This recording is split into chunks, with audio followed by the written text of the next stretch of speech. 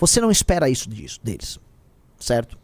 Você esperar que alguém no próprio campo político sairá às ruas contra alguém desse campo político, porque esse alguém do campo político tá agindo errado, você está esperando, portanto, veja só, Riz, onde eu vou chegar, você que tá assistindo, você está esperando, portanto, que essas pessoas de um campo político se comportem de uma maneira muito séria, certo? Uma maneira, vamos dizer, nobre, certo?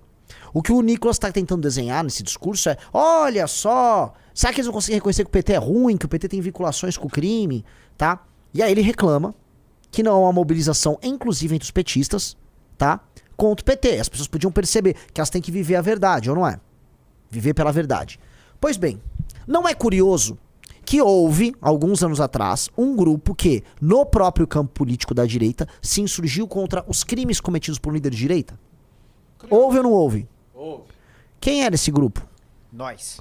Era o MBL. E como o Nicolas se referia a nós? Traidores, vendidos, vagabundos, petistas. Então, veja só. A nobreza que ele espera, e na verdade que ele desdenha na esquerda e que ele gostaria de ver, já houve no campo da direita. A nossa. E ele combateu. Ele é o petista que ele está criticando. Ele é, objetivamente, as pessoas que ele critica. Ele representava o pensamento de manada da maioria, que apontava para a minoria nobre e falava assim, ah, vocês não prestam, olha lá, esses são petistas. Que curioso, né, senhor Nicolas Ferreira? Que curioso. Que curioso você exigir o tipo de comportamento que no teu próprio campo você ficava trabalhando para reprimir. Repressão você entende.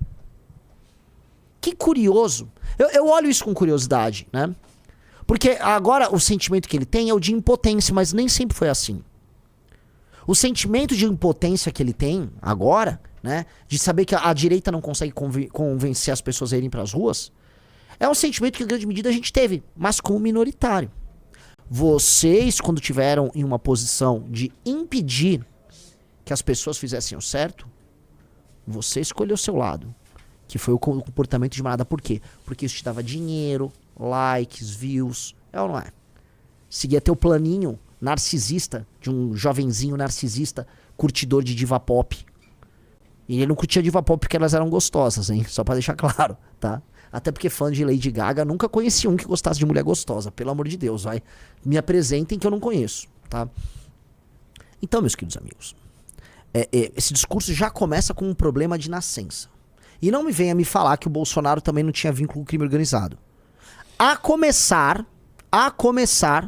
pelas relações que a família Bolsonaro tem com milícia, e a terminar com o envolvimento dos Bolsonaro e do governo dele com o banco Master com o Vorcaro. O próprio Bolsonaro recebeu 3 milhões de doação do Fabiano Zettel. Tá? Tô botando aqui a real, assim. Falar que não tinha relação é maluquice. Eu gosto de ver bandido morto. Vocês conhecem a história do bandido que assaltou o Bolsonaro em 1995? Vou contar. Querem ouvir uma historinha? Tá?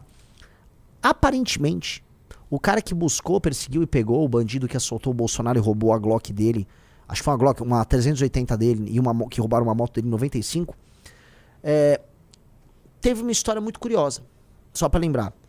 O Bolsonaro, ele foi assaltado em 95, tá? Teve a moto dele roubada, você tá aí na tela, tá? E aí, o cara foi pego e depois foi encontrado enforcado. Ele se matou com um nó, tipo um nó de marinheiro, tá?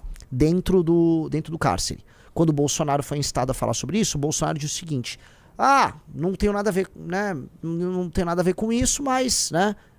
O problema não é meu. Pois bem, a esposa e a filha do bandido, que é bandido, e honestamente, bandido que assaltou alguém, né, a mão armada, eu não tenho nenhuma dó. Quero que ele, quero que ele, né, não tenho nenhuma dó do que aconteceu com ele. Mas todo mundo sabe que ele não se matou, ele foi morto na cadeia. Se não me engano, a mulher e a filha, a mulher e a prima, coisa assim, também acabaram morrendo. Elas começaram a reclamar, começaram a pesquisar o caso, elas morreram, desapareceram. O cara que pegou o bandido, ele ficou amigo do Bolsonaro e, se não me engano, ele recebe um presente do Bolsonaro, do Flávio, lá pra 2009. Uma prótese, algo assim. Sabe qual é o nome desse cara? Vou chegar. Esse cara depois foi morar num condomínio do lado do Bolsonaro, no Vivendas da Barra. Não vou falar o nome, pesquisem o nome do cara. que se diz grande amigo do Bolsonaro. Pesquisem o nome desse cara. Morava ao lado do Bolsonaro. Foi o cara que achou o vagabundo. Só tô falando isso, tá? Que o que eu quero dizer é, não tenho nenhuma dó do cara que morreu, tá? Nenhuma dó. E definitivamente o cara ter sumido era o vagabundo ter se enforcado, pra mim é o último dos problemas. O que eu só quero dizer é o seguinte, falar de relação com o miliciano, e eu só quero dizer que o cara morava do lado da casa do Bolsonaro, não é uma coincidência, se dizia amigo do Bolsonaro, morava do lado da casa do Bolsonaro, foi o cara que resolveu o assunto ali. Então falar de relação com crime organizado, a gente pode falar de monte, tá? Que a família tem relações muito estranhas, tem. Já botaram o nome do cara aí, e o nome não é Adriano, tá? Não vou ficar pontuando, mas alguns dirão que o Bolsonaro foi based nessa história. Assim, de verdade, Rizão, eu não tenho nenhuma dó do vagabundo que morreu.